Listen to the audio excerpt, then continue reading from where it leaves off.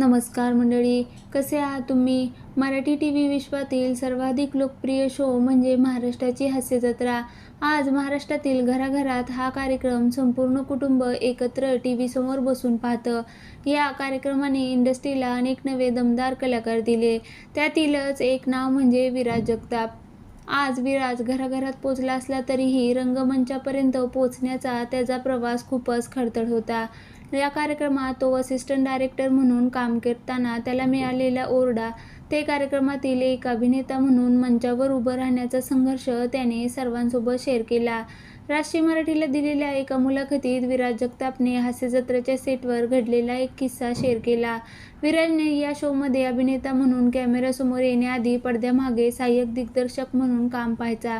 त्या दिवसाची आठवण सांगताना विराज म्हणाला, शोचे दिग्दर्शक आणि निर्माते सचिन गोस्वामी सरांकडून मला प्रचंड ओरडा बसला होता. एका सीनच्या शूटिंग दरम्यान आर्ट डिपार्टमेंटने मला न सांगता परस्पर सेटवरील एक महत्त्वाची वस्तू काढून टाकली होती.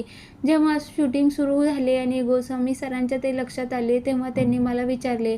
मलाही त्याबद्दल काहीच माहीत नव्हते. जेव्हा मी आर्ट डिपार्टमेंटचे सांगणे सरांना ऐकवले तेव्हा ते माझ्यावर प्रचंड भडकले. नवखा असताना घडलेल्या या चुकीमुळे गोस्वामी सर खूप चिडले होते.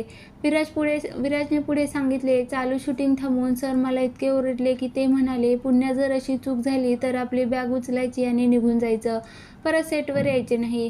सेटवर शेकडो लोकांसमोर झालेला हा अपमान माझ्या मनाला खूपच लागला. त्या दिवशी मी जेवणसुद्धा केले नाही. पूर्ण दिवस निराश होतो.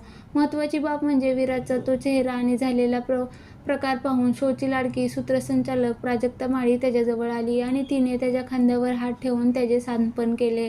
मात्र या ओरड्याने खचून न जाता विराजने आपल्या कामावर अधिकच लक्ष केंद्रित केले. पुढे जेव्हा त्याला कॅमेऱ्यासमोर काम करण्याची संधी मिळाली तेव्हा त्याने अभिनेते प्रसाद खांडेकर आणि नम्रता संभेराव यांच्यासोबत एक स्किटमध्ये भन्नाट अभिनय केला. त्याचे ते काम पाहून ज्या सचिन गोस्वामी सरांनी त्याला ओरडा दिला होता त्यांनी सर्वांसमोर विराजचे भरभरून कौतुक केले.